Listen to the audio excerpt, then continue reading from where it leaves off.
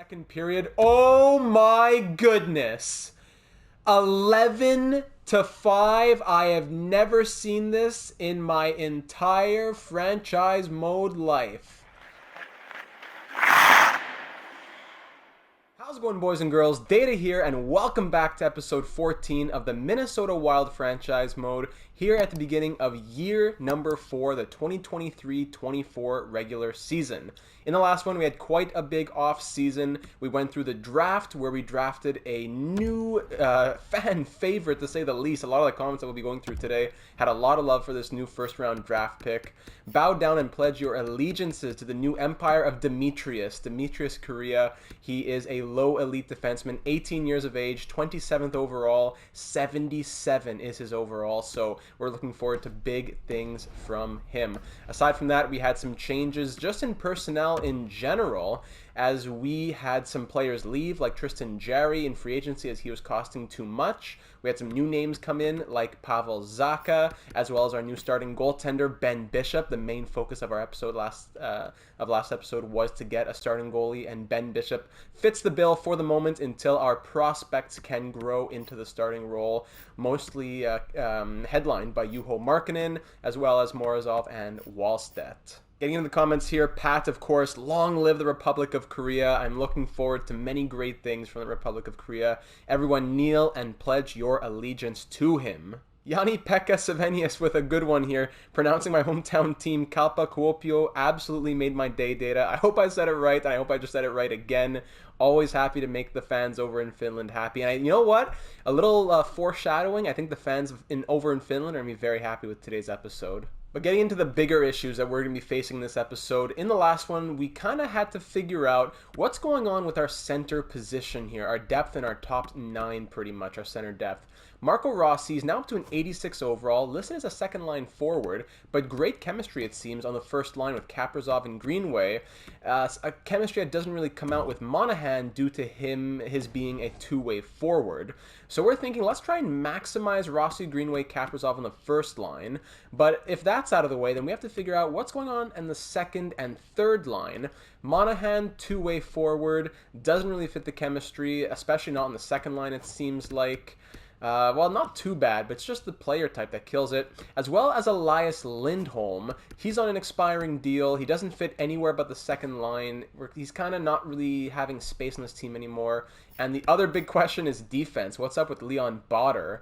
On the first pair with Torrey Krug, he only gets a +3. Well, only. A +3 is nice, but again, he hasn't been super great for us. Now he's at the age of 20. He was the 5th overall selection in 2021. Are we thinking about giving up on Leon Botter, or is he part of the future? And that's where the next comments will be really huge. So let's just dive into them right away. First comment coming from Sky. He says, "Hey Data, love the series so far." Thanks so much, Sky. "I think you should try to do what you can to make Rossi your first center to get the +3 chem boost, and it would really help Rossi's growth. I could really see him shooting up to 90 with a good season with Kaprizov. It may mean that you need to trade one of either Lindholm or Monahan, but they're still both at a stage in their careers where they have a lot of trade value, and their best years are probably behind, even though their best years statistically may be behind them.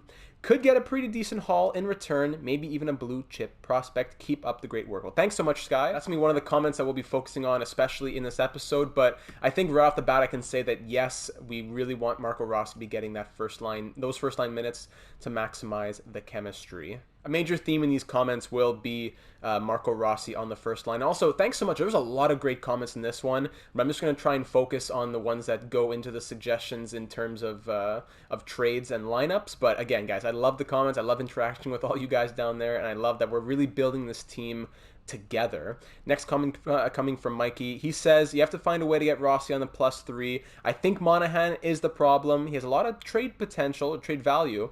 Maybe you could trade him for a younger player to play with Rossi, get him that higher potential. Awesome job with the goalie. I think you need to shake it up more. Definitely should have given Parise to Detroit, but you're the GM. Let's see where it goes." Awesome video. Thanks so much, Mikey. Yeah, Parise moving was a possibility to the Red Wings last time, but I think at this point, the age of 39, I think we'd rather just bring him into the sunset instead of just dishing him for a third round pick and kind of, in real life terms kind of being disrespectful that he signed such a huge contract. He's probably going to retire anyways. He knows that he'll have a reduced role. I'm happy with just keeping him. Speaking of Parise, Jackie brings up a good point here though. It says, did anyone else see Pavel Buchnevich his value? I would combine Parise and his contract and some other prospects in exchange for Pavel Buchnevich. By the way, he's at an 84 overall. Parise is at an 81. That would be a great deal. These are the two contracts. Parise 7.5, Buchnevich 3.5. So it is true, Pavel Buchnevich, not a lot of trade value, and he would be a very good player to go after. But if it costs Zach Parise, I don't know, it makes a lot of sense, but it just hurts my heart more than anything.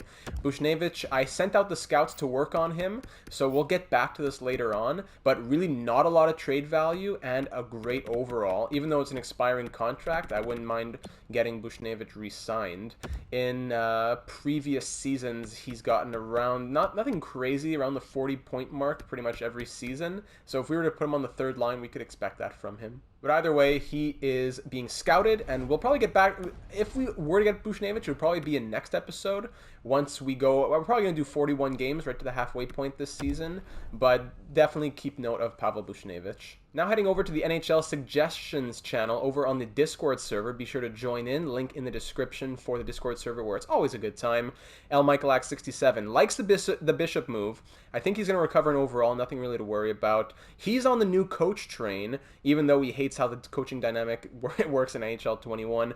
Elias Lindholm needs to leave, and I am very sour about Botter. I'd say package them in a deal for a better return, whether that be a third-line center and picks, a prospect that stands out, etc.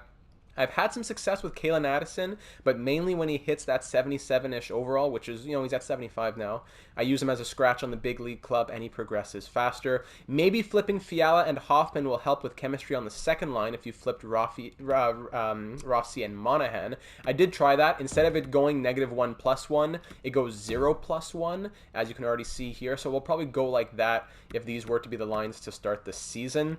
I say to keep your defensive top four set the same as last season. They killed it in the second half, so why kill that moving into the new season with the unproven, inconsistent Botter? Not worth it at all. He also hears that GM Data has a team sponsorship deal in the works with a few different milk distributors, and that the vending machines in the locker rooms are going to be free.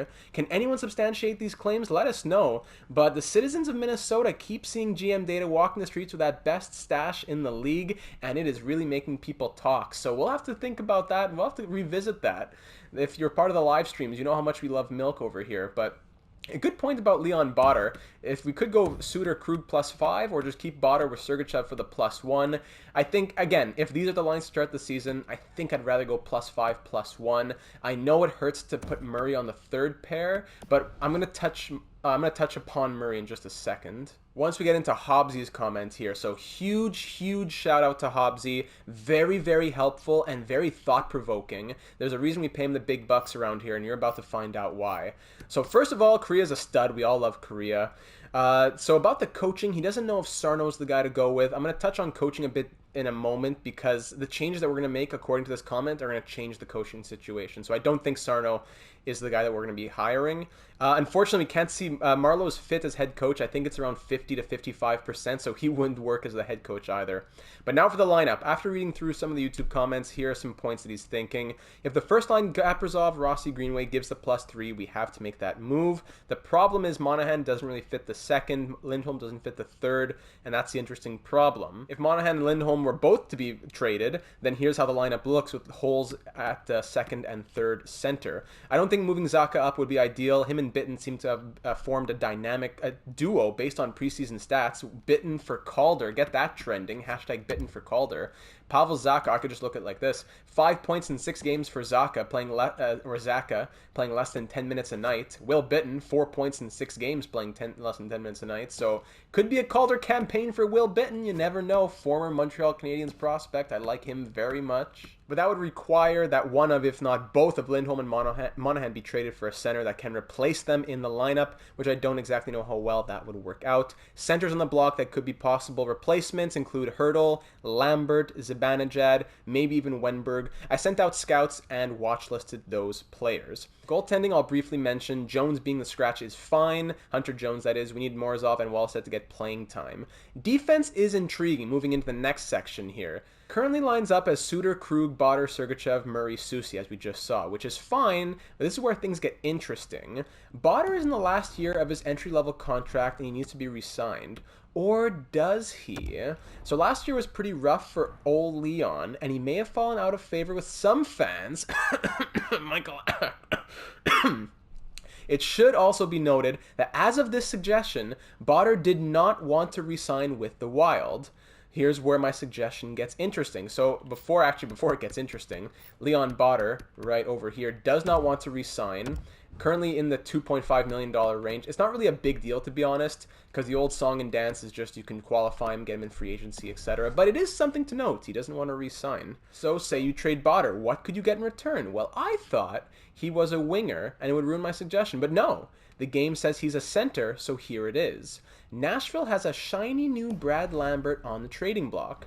Provided the chemistry fits, you could move Botter in a deal for Lambert, then run your top two lines of the future as two duos of Kaprizov, Rossi, Boldy, Lambert, pairing whoever has best chemistry together. Botter would need to be replaced on the blue line, but this keeps the top four of Suter, Krug, Murray, Sergachev, someone else, maybe Capobianco and Soucy. Then next year, Mika Tarki should be ready and he takes over the spot. Unless, of course, you want to make a big splash and we go for the top 5D in the NHL, Mr. Jakob Slavin. We all love Jakob Slavin. Concluding thoughts, I think Lindholm needs to go. Botter doesn't have to, however, it's worth noting he doesn't currently want to re-sign. But if the Lambert suggestion works out chemistry-wise, I'd be all over it. Goalies are good. Monahan, Rossi, dilemma to try to get Rossi +3, +5 could also be something to watch for in the future. So that was a huge comment. Took a few minutes to get over, but understandably why it was chock full, that's what I'm looking for, chock full of very valuable information. So Brad Lambert, he is 78 overall, 19 years of age, the third overall selection in 2022, a great player in the real world, going to be a very high selection. He's listed as a center, although he only has 73 face-offs, so we definitely have to grow in that regard. Aside from that, I'm sure that 94 discipline boosts the overall a little bit, but regardless, he's a playmaker with great defensive stats, so that really helps the chemistry. Good skater, good physical stats as well, and he could really be something good down the road. His stats are nothing wild because he had, well, actually there's nothing to show at all, but over in Liga put up 14 and then 20 points in 2 full seasons, A+ league. Really a big playmaker, just, 2 goals, 18 assists right here. So pair him with a good sniper, that could be something deadly down the road. Now, we were going down this road thinking Brad Lambert for Leon Botter, maybe Brad Lambert plus a little bit for Leon Botter straight up. Nashville is really struggling defensively as they have no prospects, well, very little prospects and just no one on the team itself after Yossi and Fabro pretty much, Gavrikov I guess. So they're really struggling for defense. They need defensive help, so it makes sense to trade Leon Botter to them. However, later into the evening, Hobbsy comes back, he says, call me crazy, but what else needs to be added to Ryan Murray to get this done? Because we don't like having Ryan Murray on the third pair. He's too good for the third pair. I really love Ryan Murray, but I'd rather, if you love something, let it go. I'd rather him go to Nashville, even a rival, and live his best life than be buried on the third line with us. And on the third pairing with us. We went on to discuss would it be better for Botter or Murray. Hobbsy says I'm more inclined to move Murray. I know Michalak would disagree with me, but with the right coach and the right offensive defenseman partner, Botter could shine with a +5 on the top pair for 7 to 10 years.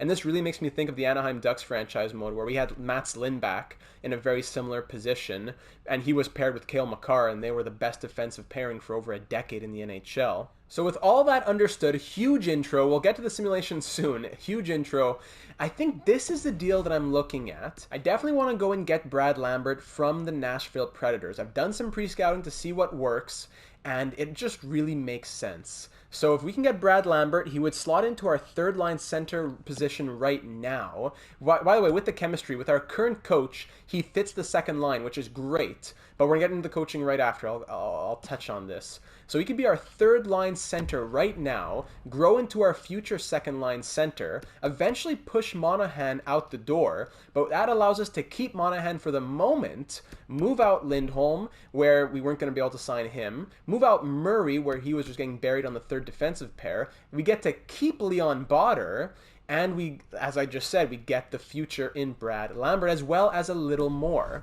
So let me just put this together for you. It's unfortunately you only put 5 pieces in a trade, so we need to make a couple of little moves before we can do this. I've already pre-scouted it, like I said. So first thing we want to do is that I want to take Mathieu Perreault, best picture in the entire NHL. There he is, the poor guy, and Rocco Grimaldi, just for the salary cap. We're going to take these 2 pieces, and I'm going to trade them an unsigned prospect from like the 5th or 7th round. Where was Chiodo? Here he is. 49 overall at 18 years of age. Benjamin Chiodo from the 5th round. 2-way D. Pretty much just trade fodder, so we'll go ahead and throw him in the deal. I think this works straight up. I could probably get a little more. Yeah, I could probably get a little more out of this. Can I get 2 4th-round picks with Chiodo? How about a 4th and a 6th? Awesome. 4th and a 6th. We'll do that. Thank you very much, Nashville. Go to roster moves. Yeah, but it doesn't really matter. And okay, so now that contract situation is fixed up for Nashville, I don't know why it's telling me. Oh, it's because it's sent down Will Bitten. Grimaldi can just go there for a second. No problem. Okay, so now here's the deal that I'm thinking. We want Brad Lambert as the main piece. Bang.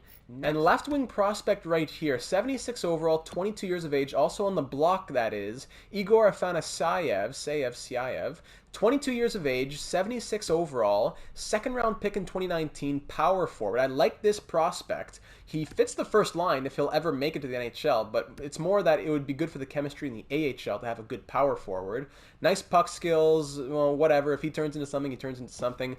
But I like this prospect at 76 overall at 22 years of age. So Brad Lambert and that prospect, they're both on the block. Next, I would need a defenseman if we're going to trade Ryan Murray. I need to have someone for depth if Capobianco is going to be making the lineup full time. Best guy, no question, Mirko Muller right here. A legend back on the NHL 19 Brooklyn Bellows franchise mode. I would love to get Mirko back in the lineup just as a healthy scratch. So Mirko, get in there, and we'll try to squeeze some other picks out of it. Now, defense. They get Ryan Murray, who's right away slotting into their top 4 defensive pairings right there, their first 2 pairings. Next, we have to trade some prospects, unfortunately. Ryan O'Rourke and Kalen Addison. We didn't want to trade them, especially O'Rourke. Addison, he seems to be stagnating a little bit in his overall. People were saying in the comments that he doesn't really grow beyond that 77 overall, 78. He's kind of like a fringe guy. He'll be much better in the NHL, in the real world. But here, his value is going down, 75 at 23. It's more O'Rourke who I don't want to move. 75 at 21. 2nd round pick in 2020, right before we took over. But if that's what it takes to get it done, then that's what it takes to get it done. It'll decimate the defense in Iowa a little bit, but Nashville wants defensive prospects, and it makes sense that this would be the return that they want if we're going to be going out and getting Brad Lambert. So we give them Ryan Murray and 2 very good defensive prospects. With that, we're going to throw in a 1st-round draft pick in 2025, as well as a 2nd-round draft pick in 2025. Now, coming back our way, again in 2025, will be Nashville's 1st and their 3rd. So basically, next season in 2025, not the upcoming draft, but the year after that, we switch 1st-round draft picks, which is probably a win for us, actually. And so then it pretty much just, they cancel out, even a slight win to us. And then we are just giving a 2nd for a 3rd. So Ryan Murray, who signed a nice contract with us, he's been great for the last 2 full seasons. 43 points in the first year, 22 in the second. I love Ryan Murray so much in this game.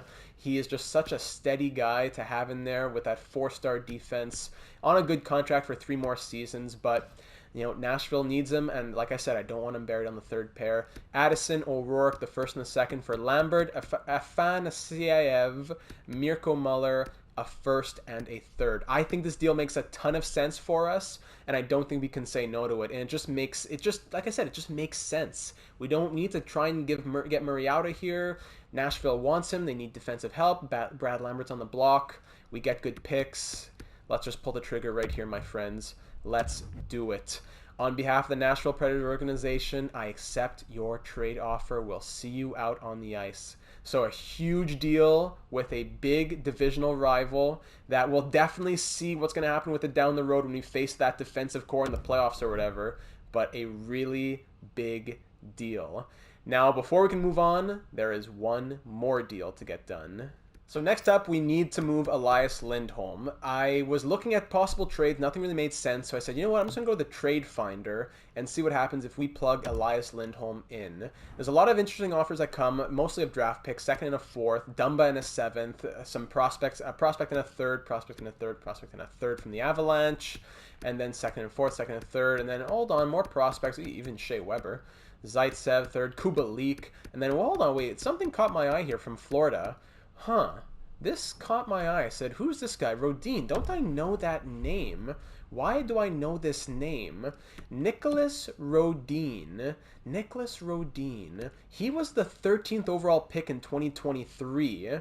18 years of age, 76 overall with 4-star shooting. Do you guys remember how bad I wanted this player? I wanted to make a trade happen, but Florida just wasn't trading the pick, or no one was trading the pick, and Rodin went, and I was just devastated. I said, wow, this guy, he's young, has great overall, and he has 4-star shooting. It broke my heart, but we let it go. Now Florida is offering him to me with a 3rd-round pick for Elias Lindholm. I'm not going to look a gift horse in the mouth. I like this deal very much. Elias Lindholm, you came here from Calgary because of the second-line chemistry. Our coach left us. Things didn't really work out. You've been a really good player for us. You've been fantastic. But with an expiring deal and just no really room for you, I think now is the time to move on. So I'll send you to the Eastern Conference. I'll take back a 3rd-round pick as well. And you know what? I might as well squeeze out a 6th and a 7th as well. And I get a prospect that I really wanted. Trade accepted. We believe this transaction will contribute to our success here in Florida. So we are accepting your trade offer. Thank you very much to the Florida Panthers. Elias Lindholm, thank you for your service. All the best, Bello. Rodin, welcome to the team.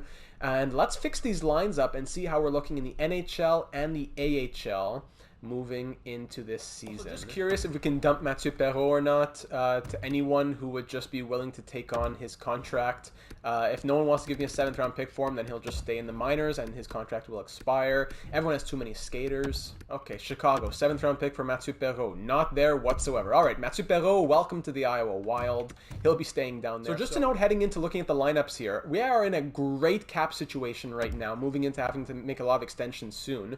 We got a lot of draft picks re-injected into our organization as we really didn't have a lot beforehand. So now this upcoming draft, we have 1 first, 1 third, 2 fourths, a 5th, 2 sixths, and 2 sevenths. Next season, we have Nashville's 1st, then we have 2 thirds, a 4th, a 6th, and a 7th. So very, very happy to see that. As well, Brad Lambert, by the way, he signed for 3 years on that entry-level contract. So that is very, very helpful. Again, going back to talking about the salary cap. So here's how the lines shape up at the moment with this head coach. 0 on the second line still. Brad Lambert gets +1 on the third line. He doesn't fit it. He fits the second line best, and he would give a +1 to the second line, but I don't think it's time to put him up there just yet. +5, 1-1, like we said. Capobianco comes in to play with Carson Soucy. The new scratch on defense is Mirko Muller. Rocco Grimaldi could be our forward depth. And then down in the AHL, we could send Brassard, we could send Perreault, and these lines still have to be fixed. But pretty much we'll have Shaw first line center with Rodin probably and Afanaseyev. And it's going to look a lot better. So I'll work on that. But first, I want to possibly look into getting a new head coach. So the head coach that we have now, Robichaud, he gives the forward lines a +3, 0-1-1, defense 5-1-1, special teams power play 3-1, penalty kill 1-0.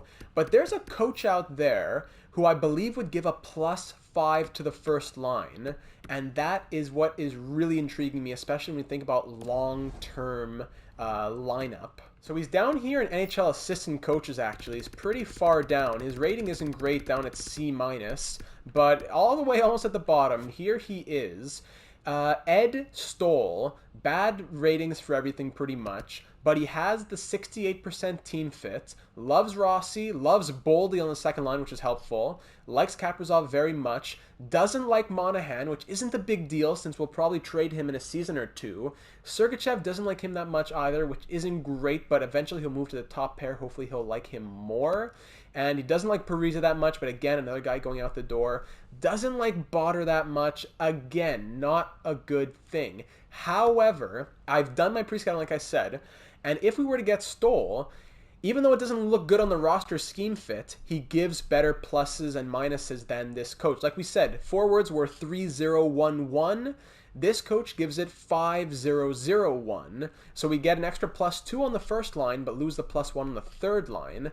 Defense, instead of 5-1-1, it's 5-1-3. So although he doesn't like Sergachev and Botter, he still gives them the pluses due to the player type chemistry system. So I don't know how long this guy's going to stay as head coach. He may be out the door next season. Unfortunately, we're not at a point in, I'm giving him 8 years just in case he does stay. We're not at the point yet in the franchise mode where we have a guy like Damien Palmieri in Honolulu or Gilbert Hull in Anaheim, where these guys will stay for years and years, like 15 seasons, and just be like, have like 80% winning records. We're not at that point yet. So I'm going to try to hire this guy as head coach. I like Robichaud very much, but I'm going to go back to putting him as associate coach. So I think what I'm going to have to do is fire Maximilian Lautner here. I like Lautner. We hired him as our head coach in year number 1. He never worked out. He had a good team fit, so we kept him as goalie coach, but his ratings aren't great, and we have Levasseur's ratings are even better. And I guess Wisniewski at a C could maybe be fired, but I don't know. He doesn't like Lautner, and Lautner doesn't like him. Levasseur has no preference. Robichaud doesn't like Lautner.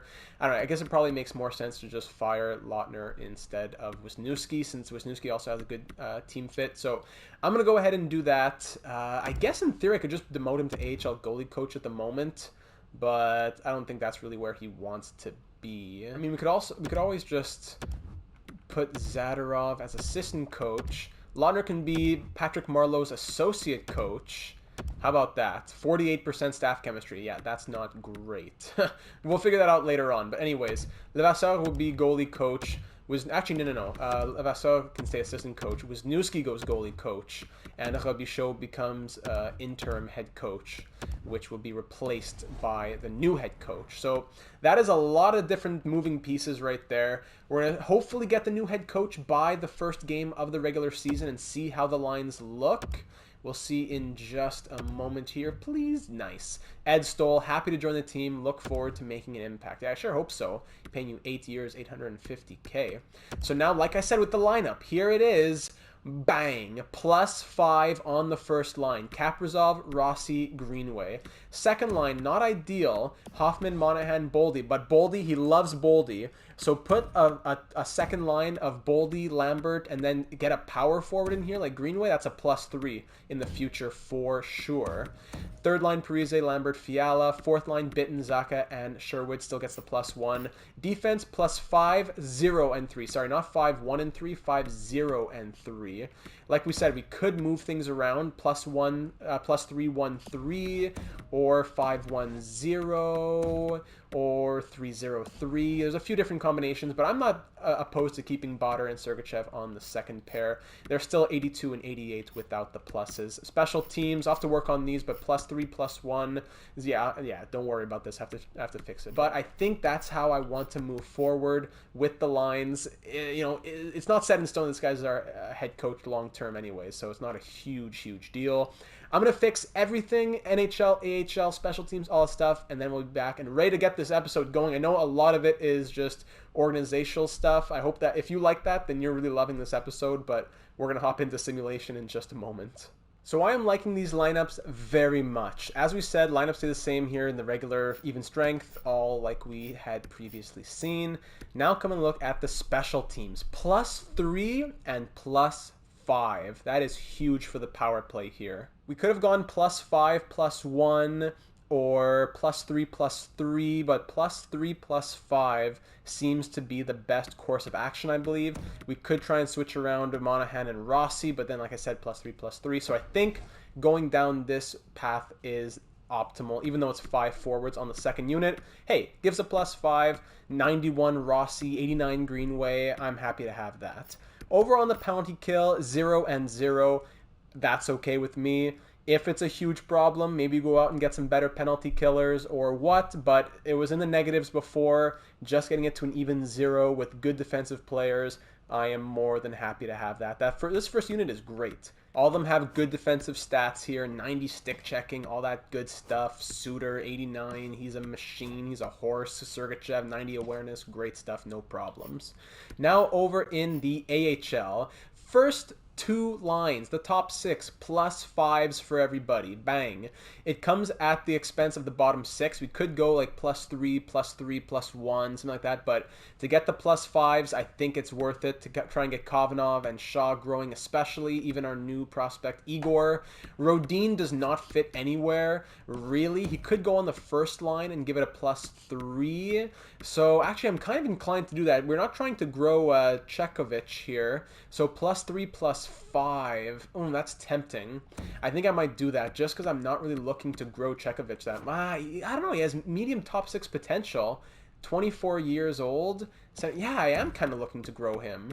So you know what? I will go +5, +5, 0. And Rodin gets extra time on special teams. Defense, unfortunately, only a +3, 0, 0. Special teams, 4-man, 0 and 1. Penalty kills, 0 and 0 again. But power play, +3, +3. Wonderful. And that's going to, they have to be scoring goals to help out Maxime Morozov and Jesper Wallstedt. Unfortunately, Mathieu Perreault is a healthy scratch, but everyone else thanks to the lineup here. Derek Brassard, who is supposed to be our 4th line center, ends up being, yeah, he's our 4th line center, but with the Iowa Wild. So without further ado, my friends, let's save this file and let's get simulating. A very long start to the episode. It won't be a super long one due to the long beginning, but like I said, it was necessary moves that had to happen, and if you enjoy that kind of stuff, I'm sure that you have been having a blast. We haven't looked at record book in a long time. Just wanted to throw in that Marco Rossi, I believe, set a new rookie record for assists in a single season, getting 33 last year in 2023. All the same records are still intact from 2022, the ones from Kaprizov and Monahan, as well as career records. The only one that's still growing is Zach Parise's franchise record of goals with 263, as I'm sure will continue to grow this season, although I'm not sure any others will be broken just yet. So without further ado, finally, let's kick off year number 4 on the road at Denver Arena here in Colorado. Year number 1, Stanley Cup champions. Years number 2 and 3, heartbreaking playoff exits.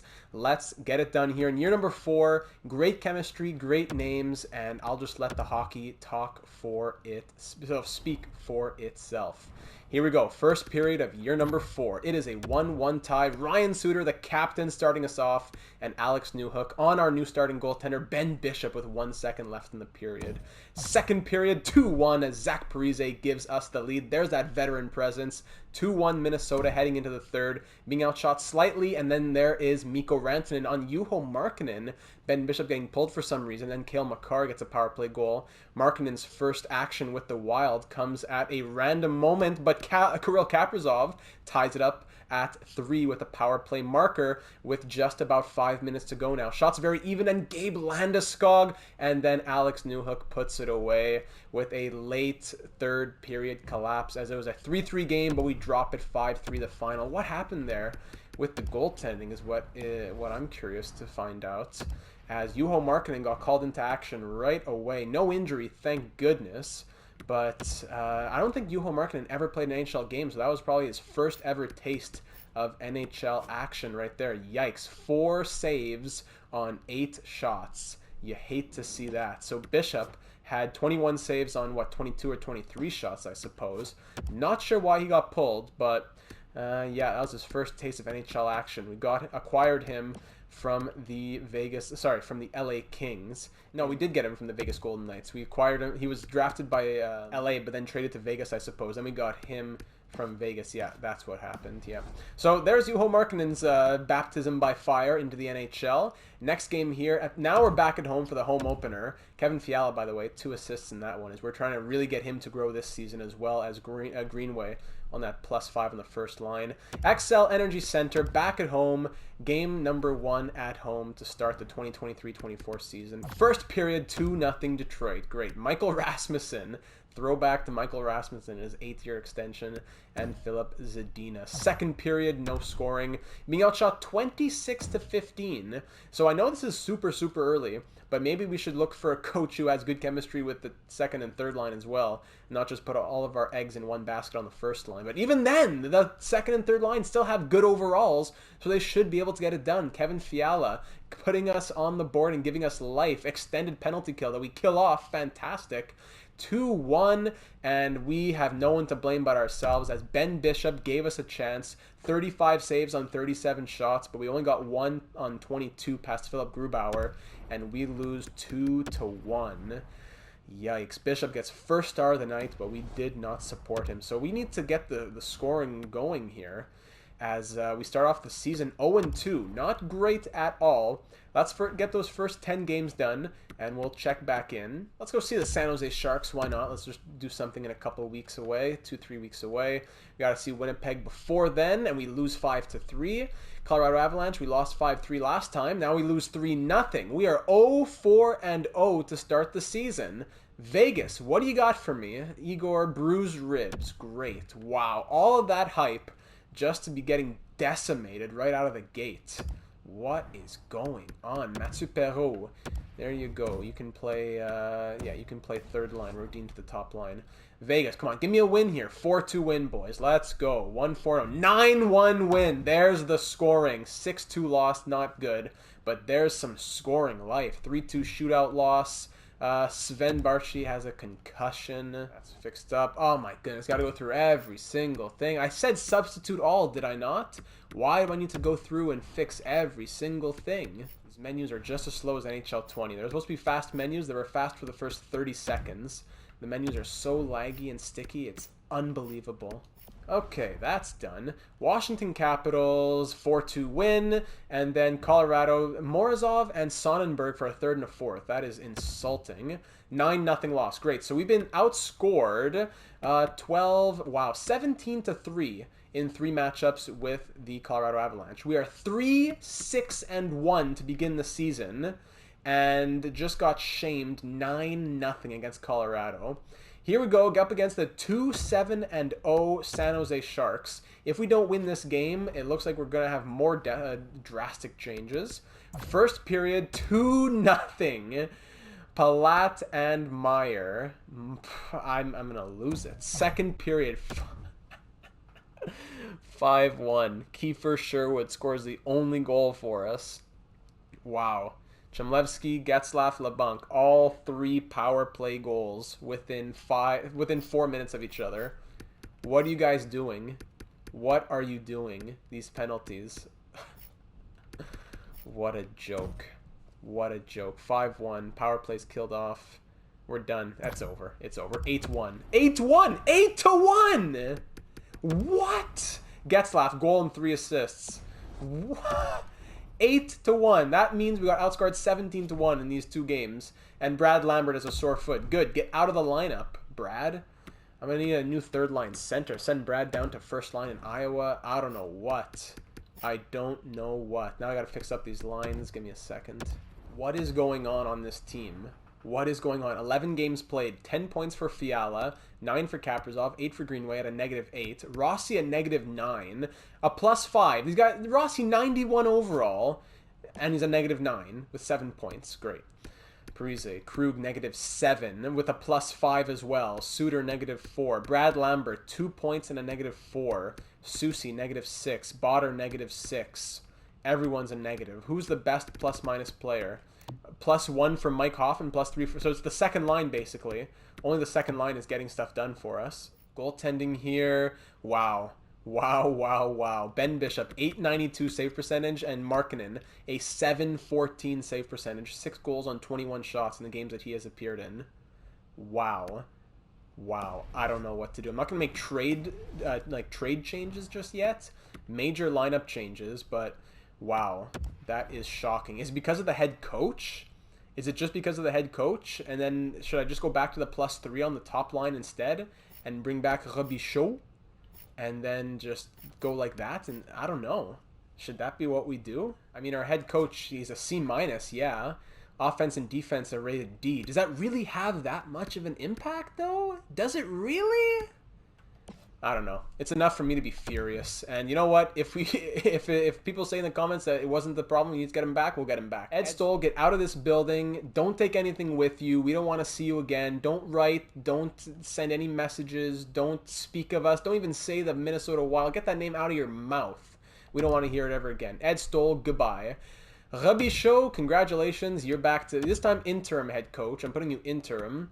And you know what? We're going to put, same as last year, Wisniewski back to associate, Lautner back to goalie coach. Let's go. 90 staff chemistry. Let's go. Let's go. Let's get serious over here, guys. Come on. This is shocking. That was absolutely shocking. We went for the chemistry to maximize the top line, and they didn't maximize at all. So you know what? Fine. We'll go back to a +3 on the first line. We're going to go +3 on the third line. +3 on the first line. And at the moment, +3 on the third, because Zach is up here and Brad Lambert is injured. We'll go +5, 1-1 on the defensive pairs, but we got to switch something up here. I'm going to try Botter and Krug. Let's try that out, and we'll see what happens. And special teams, now it's +1, +1. Oh, I'll switch it around. Actually, you know what? I'll switch it around once Lambert comes back. That'll make more sense. And +1, 0, whatever. Okay, that guy's gone. Ed Stoll is gone. Robichaud's back behind the bench, interim head coach. Next game's up against the 2-7-2 Calgary Flames. Eriksson Ek versus Sean Monahan at the Scotiabank Saddle Dome. Come on, guys. Come on. Show me that you want to actually play. You got the poor guy fired. He had a huge contract. You got him. You took away his livelihood. Show me that you have a little bit of something to fight for in this game. First period, 1-0. Matthew Boldy. Thank you. Second period, 2-0. Rocco Grimaldi on the power play, filling in for Brad Lambert. I don't know about Brad Lambert, guys. I know he's going to be great, but maybe he just can't do it on the third line. Kaprizov power play goal, 3-0. Okay, you know what? Who needs a +5 when you can just get a +1 and score anyways, right? Who needs in this garbage chemistry system? All right. Well, it looks like all the boys needed was a little push in the back. Kaprizov with another one, as the Minnesota Wild will shut out the Calgary Flames with a third period hat trick from Kirill Kaprizov. Yeah, all 3 goals coming within 15 minutes here in the third period. Natural hat trick, well, actually 2 even strength and a power play from Kirill Kaprizov. Let's go. Not to mention a 21 save shutout from Ben Bishop. He's turning himself around from those ugly numbers, hopefully. First shutout with the Minnesota Wild. So, hey, maybe the head coach had something to do with it. Who am I to say? I don't know. I'm not a mental performance consultant. Let's go up against the Sharks. We just lost 8-1 last time we played them. This time, another injury in Iowa. Great. Actually need to sign someone for Iowa because we don't have any other defensemen for depth. But this time against the San Jose Sharks, we beat them 4-2. Okay, maybe that was the whole thing we needed to do. Maybe that was it. I'm going to sign someone for the AHL defense, and then we'll get some more simulation done on the calendar. All right, back here in the calendar. Where's the game against Nashville, maybe? I want to go see the game against Nashville. Nothing coming up, though, it seems like. So let's just go see the Colorado. You know what? Let's go see Colorado again. That'll be a good opportunity after we lost 5-3, 3-0, and 9-0 against them. They're a very good team. We beat the LA Kings 5-2. Gustav Lindstrom is here for the Iowa Wild. Go slot him in the lineup quickly. Speaking of Iowa, we're at 8-2-0 to begin the season. Kovanov leading the way, 11 points in 10 games thus far. Keep on simulating now, 6-7-1 at the moment. Drake in a 5th for a 3rd and a 6th. That's disgusting. New York Islanders, we beat them 2-1. Carolina Hurricanes, 9-6-1. Okay, more roster things to do in Iowa. Igor is back, beautiful. Hurricanes, we lost 3-2, and another injury in Iowa. That's cool. I don't know what kind of hockey's being played down in the American Hockey League, but it seems to be a violent kind. Mathieu Perreault, there you go. You can play defense. Cool. 3-2 loss, like we said. Hey, and Brad Lambert's back. I'm not going to put him back in yet, though. We seem to be doing well without him. Islanders, we beat them 4-3. Now we're 8-7-2. Now is going to be a good challenge to see if the coach really made a difference up against the 10-3-1 Colorado Avalanche. First period, 3-1 Minnesota. Kaprizov, Rossi, and Hoffman. Let's go. Finally. Landeskog scoring a goal against Bishop, 3-1 Minnesota. Second period, no scoring. Shots 25-17 for Colorado, but we are finally holding our own a little bit. 3-1 for the Wild. Power play Avalanche, killed off. Hey, look at that. The bounty killer is working. 32-18 the shots for Colorado, but we're still hanging on tight to a 2-goal lead. Power play late, 5-on-3. Wow, we kill all of those off again, and we are going to take a 3-1 victory against the Avalanche. Outshot 39-21. Ben Bishop was being harassed by that head coach. He wouldn't stop giving him pointers, and he said, hey, get out of here. Robichaud knows how to deal with me. I want Maximilian Lautner back as my goalie coach. Let me just do my thing. And he just has been putting on a clinic. 38 saves, first star. Rossi a goal and an assist. Greenway 2 assists. Finally. 9-7-2 is the record. Now the question is, do we put Brad Lambert back into this lineup now that we made these changes? Was it the coaching or was it Brad Lambert? Zaka down on the third line, 5 points in 18 games, gives it the +3. I'm going to try to put Brad Lambert, give him the benefit of the doubt and say, you know what, I want you back in here. 78 overall here in his rookie season. He had 2 points in 11 games. Gives it the +1 with Robichaud. And you know what? Robichaud likes him a lot on the second line, which is going to be very good down the road. So, but he doesn't like Boldy that much. We'll figure that out later on. It doesn't matter. Botter's a +2. Krug's a +4. You know what? The plus minuses are turning around. And Ben Bishop, 914 save percentage, 2.8 goals against average. But Markkanen has not played since. Okay. Things are turning around a little bit here in Minnesota. Looks like it was the head coach. And we are back on the horse here. Back in the saddle. Okay, Anaheim Ducks, Winnipeg Jets, New Jersey Devils. Let's go see everyone's favorite, the Buffalo Sabres. Maybe Curtis Lazar will be there. Everyone loves him over in the Discord server. Let's see that. Anaheim Ducks with Brad Lambert in the lineup. Come on, 4-3 loss. All right, 4-3 loss. I can take that as long as it's not 9-0 or 9-1. Mika Tarki, how's he looking down here these days? 5 points in 15 games. He is the future for us. Huge piece going to be moving forward. Let's do this. There we go. Going to be a big piece for our team moving forward. Winnipeg Jets are 7-12-1. We lose 3-2 against them. Come on, Brad. And then more Iowa. All right, sorry, Yarvi back. New Jersey Devils, 4-3 win. Another 1-goal game, though. They want to send us back Matt Zuccarello. Zuccarello, who was part of the Sean Monahan deal. They want to send him back, and they want to take, they want to swap thirds and take my prospect. And okay, get out of here. We are 10-9-2. The Sabres are 16-5-1. A very nice record. Here we go. Here's going to be a good little chance against another good team to prove ourselves. 10-9-2 at the moment. First period, 2-0. Torrey Krug and Kirill Kaprizov past Frederik Andersen. 2 goals on 13 shots. Second period, 3-0. Marco Rossi. And we are doubling their shots. 24-12, up 3-0 at the moment. All those Buffalo fans out there, it's okay. You can get on board with the Minnesota Wild in this virtual fantasy world. Brad Lambert puts us up 4-0. And so I totally forgot to mention, I said at the beginning of the episode, the Finnish fans would be happy. Brad Lambert, he is a Finn. He is from the great country of Finland. So for all the Finland fans, all the boys back in Finland, I hope that you are enjoying this one. And I hope you are certainly enjoying that Ben Bishop just got another shutout. 20 save performance from him. Doesn't even make the stars. Goal and assist for Krug, goal and assist for Rossi, 2 assists for Greenway. Well, as I'm recording this, I haven't mentioned it, but when I showed Lambert's stats, you probably saw that he was a Finland international. Did both goalies play? No, Bishop, 20 save shutout, bang. Ben Bishop, man. Big Ben. So since the coaching change, which was right here, right? Yeah, so 1, 2, 3, 4, 5, 6, 7, 8... 2 and 1, 8-2 and 1, I believe, is the record in the 11 games since the coaching change. Wonderful. Let's go see Ben Bishop's old team, the Dallas Stars.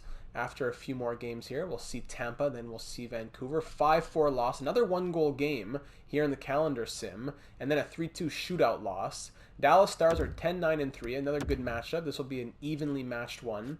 We're 11-10-3. You know, a lot of that goes to the beginning of the season, so it's hard to judge where we are right now. First period, 4-2. Wow. Donato scores early, but then Rossi scores to bring this game even. Heiskanen scores to give Dallas the lead, but then Greenway, Sherwood, and Boldy past Mackenzie Blackwood. 4-2 after the first. Second period, oh my goodness. 11-10 to 5. I have never seen this in my entire franchise mode life. 11 goals in two periods. 11 goals in 2 periods on 27 shots. Boldy, Kaprizov, Fiala, Greenway, Kaprizov, Monahan, and Suter. What in the world? A 7-goal second period. 11. By the way, we've let in 5 goals on 16 shots, which is atrocious. But 11 goals on 27 shots. That is absolutely shocking. Let's head into the third period and see how high this one goes. It's very rare that you see a slow sim game or a live sim game, whatever you want to call it, go to double digits. But 12-5 now. Casey DeSmith and Juho Markkanen are the 2 goalies in nets after this fiasco. 13. Greenway on the power play. I've never seen it go this high. 6 for Dallas on 23 shots. But we will take a lot of power play goals as well. We take 7 for Dallas. 13-7 the final. 20 goals scored on 65 shots. I am absolutely floored. How many goals were on the power play? 1, 2, 3... only 3, and then 4, 5. So, okay, it's only 5 out of 20. So a quarter of the goals were scored on the power play. Let's see the point total. Let's see the 3 stars first. 3 goals and 3 assists for Kirill Kaprizov, a 6-point night. Also getting a hat trick, by the way, is Jordan Greenway, a 2nd star of the night, and then Marco Rossi, a 4-point performance, gets him 3rd star of the night. Did anyone not score a point? I hope you guys had them in your fantasy lineups tonight. Kaprizov +5 as well. Krug, Rossi, Sergachev all with 4. Monahan, Greenway 3. Lambert, Boldy 2. He scored a couple as well, Boldy. Zaka, Parise, Fiala, Suter, Botter, Bitten, Sherwood all with 1. Only guys without points, Mike Hoffman, Carson Soucy, and Kyle Capobianco. Wow. Wow. And then goaltenders. Ben Bishop made 5 saves on 7 shots. I don't know why he got pulled after only 2 goals against, because then Markkanen lets in 5 goals on 19 shots. Not sold on Markkanen at all. Might want to put Hunter Jones as the backup. Over on Dallas, who had a big night there. No one with more than 3 points. 2-goal performance from Tyler Seguin, but that is just shocking stuff. 13-7 is the final. And I hope you were hanging on to something. I hope you were sitting down for that game. 13-7.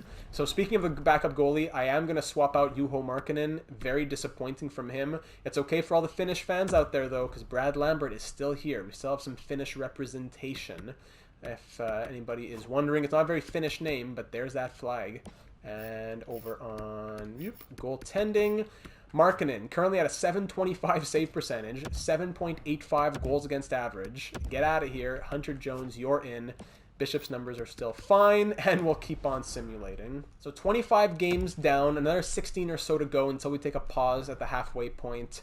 Let's move into the month of December. Where's Nashville? There they are, but still a bit of time away. Let's go see the Toronto Maple Leafs. Probably another team that a lot of people in the comments would enjoy to see. Chicago Blackhawks, we beat them 4-2. Then we beat the Kings 6-2. Hopefully Hunter Jones was in nets for one of those. Maybe he's our answer at the backup position moving forward. 4-3 win against the Oilers and a 4-3 overtime win against the Canucks. Okay. 16-10-3 is the record. The Maple Leafs are 19-7-2. This is going to be a good one, boys. Hang on tight. Here we go. First period, 2-1 Wild. Kaprizov on the power play past Linus Ullmark. Matthew Boldy as well. William Nylander for the Leafs. Second period, 3-2. Pierre Engvall scores twice in that period and puts his team up by 1. Even though we're out shooting them 17-13, we're down by 1 here in the third period. Who's going to tie it up for us early? Anyone going to tie it for... Oh, here it is on the power play. Wind up and let it go. Oof, I was hoping to just speak that into reality. Just manifest it. Power play once again, though. Was I just a bit early? No. Killed off again by the Maple Leafs. Now a power play for the Leafs. Killed off by us late in the third. Final heroics, and that is it. Pierre Engvall back in the second period gets the game winner. And we dropped that one 3-2. Outshot them by 6, but Linus Ullmark stood tall. 27 saves, but definitely Pierre Engvall, first star. 2 goals in the second period, with one of them ending up being the GWG. Let's now go and see the you know what? Let's go see the Coyotes. Have we already played the Coyotes this season? We're supposed to be watching these. I totally forgot. Yeah, we have to be watching these.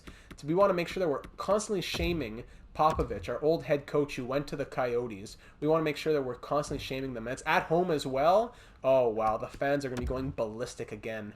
7-2 win against the Stars. Now that's outscoring them 20-9 in the last 2 games.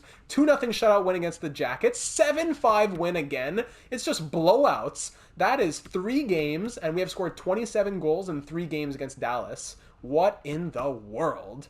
19-11-3 is the record coming up against the Arizona Coyotes here. We want to definitely make sure that we shame them. Robbie Show behind the bench. We don't need Popovich. First period, 2-0. Kulak. Didn't we trade Kulak there? And Wenberg. No, we had him, then we let him go to free agency, I think. Second period, 3-1. Rochette makes it 3-0, but then Greenway late in the third past Braden Holtby puts us up 3-1. Why can't Holtby be this good in other franchises? Power play Arizona early, killed off, and then Sammy Blais. They really put together a little franchise team for them, eh? Sammy Blais, Braden Holtby, another power play for the Coyotes. We're just killing ourselves here with these penalties, extended as well. Down by 3, 5 minutes to go, and the Coyotes are going to get the better of us in this one, but we only have ourselves to blame. It wasn't because they were good. We just weren't. We were bad. That's pretty much how it goes.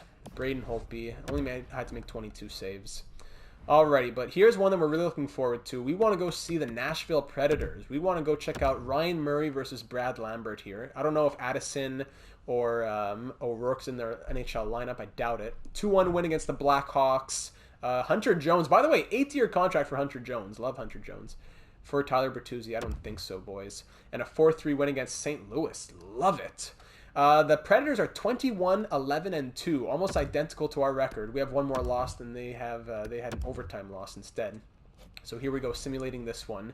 Showtime. First period, 2-0. Kirill Kaprizov and Mike Hoffman. Also, Tristan Jarry, the goaltender in Nashville, adds a little bit of spice to it. The goaltender who came to our team, won the Vezina, was making 3.5, wanted way too much money, wanted like 8-9 million, went to free agency, signed a 4-year, $40 million contract with Nashville, so he's getting paid big time by the Predators. Second period, 4-0. There you go. How's that 40 million for you now? Kevin Fiala and Marco Rossi. 4-0 shots, 27-14 into the third period, and we are cruising past the Predators here. No action going, and I think we'll just call it halfway through. Yeah, we'll just call it 4-0 the final. Shots 32-26. Another shutout when we go in and watch the game. Bishop really likes putting on a show when we go to watch. He's a real showman. Goal and assist for Rossi, 2 assists for Greenway. Finally, the boys are buzzing, my friends. Let's go see... let's go see the Predators again, maybe? Or no, let's go see the Panthers. Yeah, let's go see Elias Lindholm and the Panthers. Let's do that as we're closing in on the end of this episode, boys and girls. Let's do that. Igor, injured again. There you go. Fix that around. Tampa Bay Lightning, we lose 2-1. A couple pros. No, I'm not going to do that. No. Again, they want to trade me Tyler Bertuzzi. We'll take a look at that at the end of this episode when we look at the trade blocks. Derek Brassard back spasms. Okay. Guskov can go there. Fantastic. And hey, I gotta fix more lines. Oh no, who's it? Whoa, what happened here? Oh, whoa, didn't tell me. Sergachev injured. Oh boy, this is where Mirko Muller comes into the mix. But we'll have to check out what Sergachev's injury is after we get the lines fixed. So Capobianco on the second pair gives it a +3, which is very nice. But I want to see definitely for sure what's going on with Sergachev here. Post-concussion syndrome. Out until March 24th. Wow. That really hurts. That one really, really hurts. Yikes. We're going to see how many games that keeps him out. But yeah, I'm going to have to fix up the lines much more concisely here, especially where he was playing on the penalty kill and stuff. So yeah, give me another minute. So it's going to be a lot of playtime for Carson Soucy pretty much, who's going to have to be filling in a lot of different places. Thankfully on special teams, it does give it a +3 on the first unit, which is nice. But yeah, that's really going to hurt to have Mikhail Sergachev out of the lineup for that long of a time period. So 5-1 loss right there. More. How many things do I have to do here in Iowa? People are constantly being injured and getting healed. And these menus are so sticky that I keep pressing things wrong. Igor, back in the lineup. There you go. Okay, Minnesota and Nashville. So it's December 20. He was pretty much injured on Christmas Eve.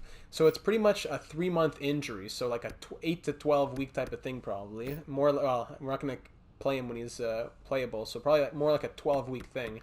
He'll be back in the final like 2 weeks of the regular season. So yeah, maybe we need to think about getting defensive help now that, around the halfway point / closer to the trade deadline. Yeah. Well, speaking of the halfway point, we're almost there. Let's get a few more games in. Like we said, we want to go see Florida after we play another appearance here against the Predators. This time we lose 5-4 after having won 4-0 in the week earlier. Florida 23-12-2. We're 22-15-3. Let's see if Elias Lindholm will give them the win or if we are strong enough to shut them down. First period 1-1. Mike Hoffman and Zach Sanford. Mike Hoffman against the team where it all started. Well, where it all started, where he last played before coming to Minnesota.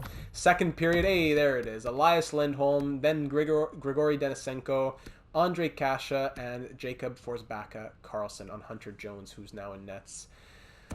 Ah, boy. Yeah, we could really probably use some help on defense. We may have to make some sort of trade. 3 months without Sergachev is going to hurt. We could call up Cody Ceci, and Capobianco is not bad. It's just 80 overall in the second unit is not ideal. Ryan Suter makes it 5-2, but we'll just call it there. 5-2. The final is the loss for us. Barkov 3 assists. Hunter Jones, hey, made 20 saves in his NHL debut. Let's give it to him. Better than Markkanen's NHL debut. As we'll move into the month of January now in the 2024 calendar year. Let's just move into there and see what things are looking like. Pittsburgh Penguins, come on, give us a win. And it takes so long to load, but it is a 6-5 victory. Iowa Wild, I don't care. Derek Brassard can stay out of the lineup. And yeah, we're 23-16-8 through, is it 40? Have we played 40 games now? That's 42 games. All right, so we're already past the halfway point, so I guess we'll probably stop it right there into the 2024 calendar year. I was thinking about going a bit more, but now especially with the Sergachev injury, now is probably the right time to stop. So now let's take a look at the team stats now that we are just a hair over halfway through the season. 41 points in 42 games for Kirill Kaprizov with 28 goals. Monahan 39, Rossi and Krug both with 38 and 42. Parise with 33 down on that third line. He's still getting it done. He's going to easily pass what he did last season, which was a bit of a disappointment, but he's definitely going to surpass that. Greenway 33, Fiala 33, very nice. Scoring by committee. Boldy 30, Hoffman 25, Sergachev 17 and 39 with a +9. He was a big presence. Pavel Zacha with 14, Brad Lambert 13 in 35, not too shabby for a rookie season on the third line at all. Will Bitton, though, he's fighting for the Calder, 9 points in 42 games. Leon Botter 9 points and a +8 in 42 games. I am not going to sneeze at that. As a defensive defenseman, I will take it. Susi 8, Capobianco 4, Grimaldi 1, Mirko -1 through the 3 games he has played so far. Ben Bishop 23-16-3 is his record with 4 shutouts, 907 save percentage and 2.88 goals against. Markkanen was pretty abysmal. Hunter Jones, though, in the one appearance that he did have, 20 saves on 21 shots. He was always good down in Iowa. Now it's his time to shine as backup in the NHL. Speaking of the NHL, the entire league looks like this. Jack Eichel, 52 and 42. Matthew Barzal, 50 and 38. Jeff Skinner, 49. Turcotte, 49 as well. Alex Ovechkin, 48. Svesh Kuznetsov. Looking at defense in the NHL, Torrey Krug leading scoring for defensemen. Matt Dumba, 30 and 41 on the Bruins. I don't know if there's any surprises of guys we'd want to look at here. I'd probably be more inclined to go look at the trade blocks. Marino, 25 and 39. Yeah, I think we'll just take a quick look at the trade blocks to end off the episode and just see if there's any defensemen we're looking for, as well as any other players who may pique our interests. So sorting by overall here on the trade blocks, Anaheim, no one really. Arizona, Thomas Hertl still on the block. I didn't get to scout him yet because my scouts were in a different region, but it says he fits the second line, actually. That's interesting. Hobbsy alluded to him. He could be a second line center whenever we move Sean Monahan. He is a sniper, so that works very nice, but I don't know, he's not really going to be a center. Brad Lambert's there, but maybe he could be the second line left wing if he fits the second line, and we find a power forward. No, Matthew Boldy's there. Anyway, I'm just talking. These guys are on the block. It's interesting. Wenberg would fit the penalty kill. Chicago, Boston. Matt Dumba has a ton of trade value, and he's on the block. Wow, how does he have that much value? And he's on the block. Wow. Buffalo, no one crazy. Calgary, Zuccarello at an 84 overall. Phil Kessel at an 80 overall. Expiring deal. Fits the second or third line, probably. We were thinking about getting him at one point. Maybe he would be an interesting move closer to the deadline. Next episode, we're going to the end of the season. So think about moves right now / moves at the deadline. Interesting. Expiring deal for Zuccarello as well. Carolina, Teravainen. Wow. Teravainen on the block. Fits the penalty kill lines, playmaker, last year of his deal. Here's that top 5 defenseman that we were all talking about, Mr. Slavin. 86 overall for him. Fits deep pairing 2. Wow, he might be the guy. He just might be the guy. But, once Sergachev comes back, maybe he could play third pair for the playoffs, but come next season, where does Slavin play? Maybe Suter's retiring by then, and maybe Slavin could be that guy? Ooh, that's interesting. Very interesting. But if you want to go for someone who has less value, Brett Pesce's probably a bit more realistic. 83 overall for him. Fits all defensive pairings. Ooh, Brett Pesce. Carolina, definitely a trade partner. But Pesce or Slavin, what would we do, huh? What would we do? John Moore, 80 overall. No, we don't know enough about him. Nathan Beaulieu is here? Wow. Quelle surprise. But yeah, Jordan Stahl as well. Jordan Stahl fits the third line. He could be a good third line center. Maybe. And penalty kill 1. Ooh, Jordan Stahl could be really good for a playoff push. Wow. Great options in Carolina. Keep those in mind, my friends. Looking forward to hearing your thoughts there. Chicago, no. Colorado, barren, just prospects. Columbus, nobody. Dallas, John Klingberg still on the block. He fits no defensive pairings, unfortunately. 6 years left on his deal. Ilya Mikheyev with 5 years on his deal, making over $5 million. Fits the top 6. Two-way forward, though, not ideal. Rickard Rakell, 4 years left. Playmaker, fits the third line. Jamie Benn, 2 years left. Power forward, fits the second line. Esa Lindell is interesting. 84 overall. Two-way D, fits the second pair. And 2 years left at $5.8 million. Interesting. Also Dmitry Orlov. Fits the top 4D, the power play, and penalty kill. Ooh, baby. Is a two-way defenseman, though. Two-way D. Yeah, two-way. Got to be careful with the two-way guys. Grigorenko's here. Yafalo, Stepan. Wow, a lot of good guys on the block. Faxa, Namath. Eric Stahl? Eric Stahl. Wow. It doesn't fit any of the lines, though. But I'd love to bring Eric Stahl back. Wow, another good trading partner. Could be the Dallas Stars. Detroit has Radulov on the block. He would fit, and we're not sure about him. We'd have to do scouting. Could we scout him? No scouts in the region. I could scout anyone you're interested in, though. Just make note of that. I'll move the scouts around. Tyler Bertuzzi, we're not sure about his fit. Maybe the fourth line. Actually, it's Ed Stoll. Have I been looking at Ed Stoll? No, some of them say Stoll. Others say Robichaud, right? I haven't been doing that this whole time, have I? Yeah. Some say Robichaud, some say Stoll. So you just got to be careful when you're looking at it to see which coach are they talking about. Evgeny Dadonov also on the block. We don't know about his fit.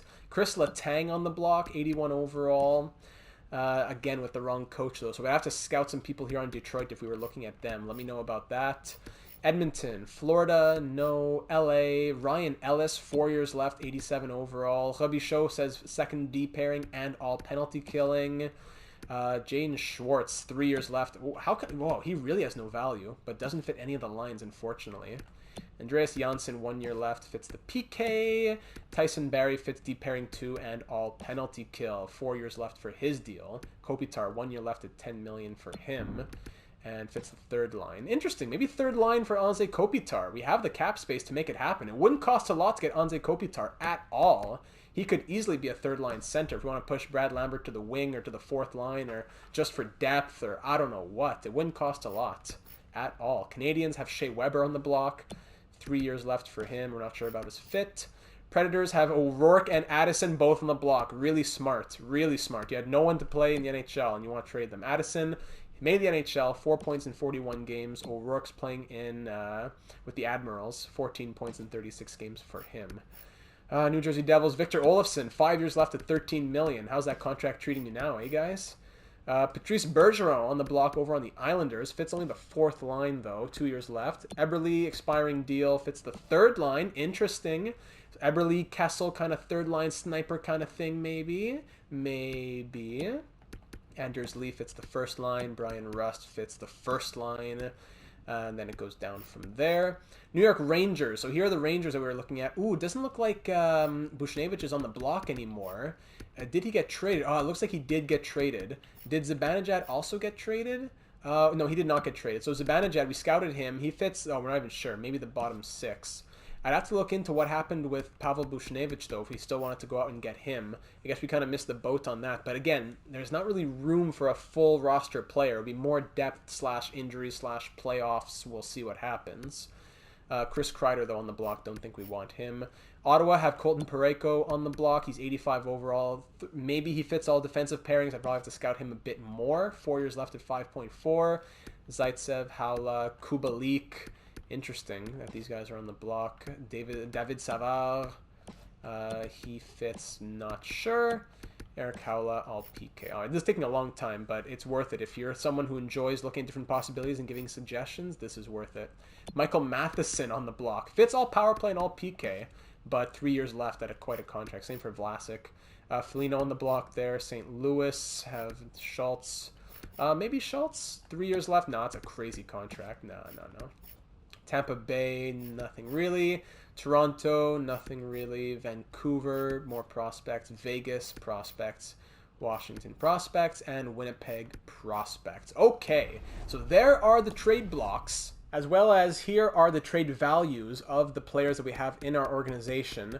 If there's anyone who you were thinking about trading, these are their corresponding trade values, if you're thinking about a certain player in particular, as well as our draft pick situation once again, and our goalie situation. Not a lot of value from anybody for some reason, despite them having good potential. Morozov, 72 overall, high starter potential, putting up great numbers in Iowa, but why should he want to have good trade value, right? So you could trade him for like a 4th round pick.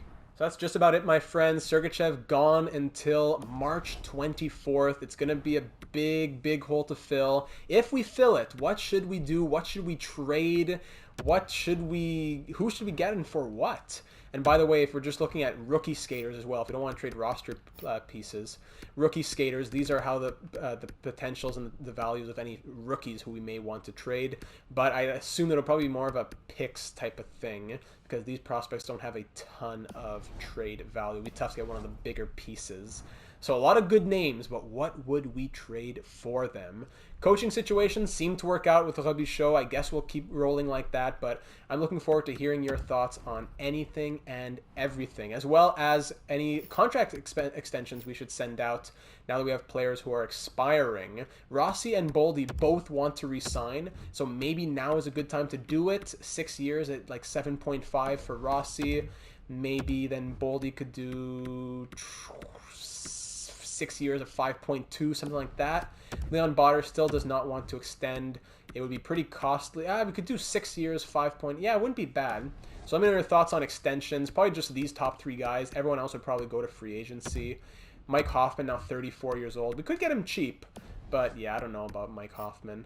But that's pretty much it for anything. So, like I said, anything and everything. Looking forward to your thoughts in the YouTube comments. And if you're not already part of the Discord server, go down in the links in the description. Join the Discord server. It's a great community. We have a lot of fun. We would love to have you join us. And that's a great place where we can discuss suggestions in further length. As well, my friends, make sure that you are subscribed to the channel so that you are made aware of all the uploads here. NHL, MLB franchise mode, player career simulations, Be a Pro live streams, our Route 66 live stream series. Both of those going to be starting back up again soon. Been dealing with a lot of stuff to begin the semester, so haven't been able to get the live streams going, but the Twitch link is down in the description. So once again, thank you so much for watching. It was a roller coaster of an episode, and I look forward to seeing you in the next one, where we continue the playoff push here in year number 4.